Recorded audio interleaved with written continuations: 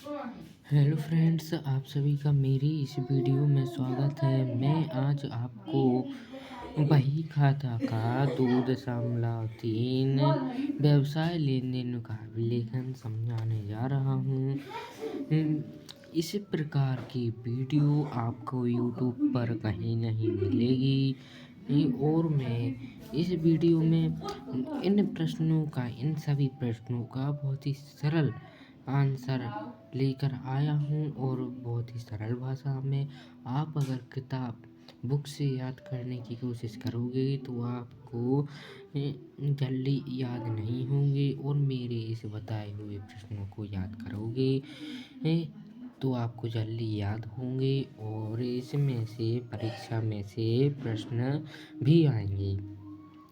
ये बुक के अंदर के ही प्रश्न हैं, बुक के बाहर के प्रश्न नहीं हैं। आप अगर सोचें कि बुक में तो ज़्यादा प्रश्न हैं और इसमें कम, तो मैंने कुछ इम्पोर्टेंट प्रश्न लिए हैं, इसलिए यह कम है। चलिए पहले प्रश्न की ओर बढ़ते हैं। क्या है पहले प्रश्न में? पहला प्रश्न, वाउचर की परिभाषा समझाइए। हमको वाउचर की परिभाषा समझाना है। वाउचर एक कागज का टुकड़ा होता है। वाउचर एक कागज का टुकड़ा होता है। ये इस बात का प्रमाण होता है कि लेन देन किया गया है, वाउचर कहलाता है। इतनी सरल परिभाषा है, आपको 2 मिनट में याद हो जाएगी। वाउचर एक कागज का टुकड़ा होता है। यह ये बात का प्रमाण होता है कि लेन देन किए गए हैं, कहलाता है। दूसरा प्रश्न, वाउचर की विशेषताएं। इसी को हम लिख देंगे जो वाउचर की विशेषता हो गई। वाउचर एक कागज का टुकड़ा होता है। ये इस बात का प्रमाण होता है कि लेन देन किया गया है।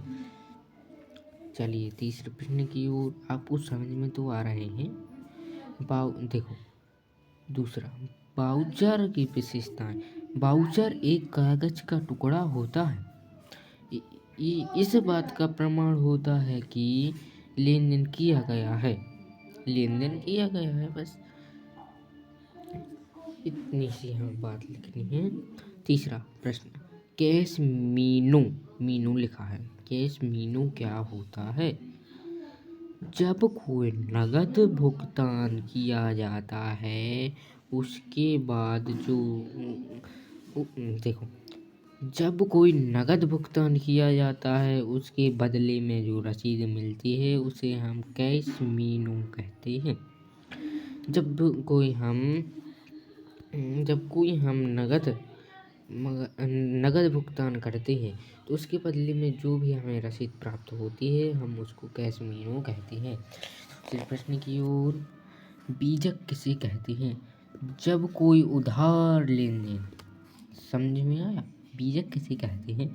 जब कोई उधार लेन देन किया जाता है उसके बदले में जो बिल बनाया जाता है उसे बीजक कहते हैं। समझ में आया? जब कोई उधार लेन देन किया जाता है, उधार, इसमें कैश मीनू में नगद, इसमें उधार लेन देन किया जाता है, उसके बदले में जो बिल बनाया जाता है उसे हम बीजक कहते हैं। रसीद किसे कहते हैं? जो हमने वाउचर की परिभाषा दी थी ना, कि उसी को हम रसीद की परिभाषा बनाएंगे। देखो किस प्रकार से। 5वां प्रश्न है, रसीद किसे कहते हैं? रसीद एक कागज का टुकड़ा होता है। यहाँ क्या लिखा था? वाउचर एक कागज का टुकड़ा, यहाँ लिखेंगे हम रसीद एक कागज का टुकड़ा होता है। यह इस बात का प्रमाण होता है कि लेन देन किए गए हैं। इसे इसे रसीद कहते हैं। समझ में आया?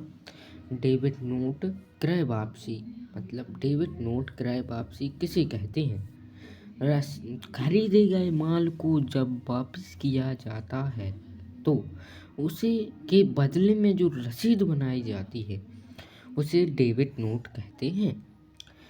जो भी हम माल खरीद कर लाए थे वो किसी वजह से खराब या गड़बड़ निकला तो उसको हम वापस करने के लिए गए तो उसे हम क्रय वापसी बोलेंगे।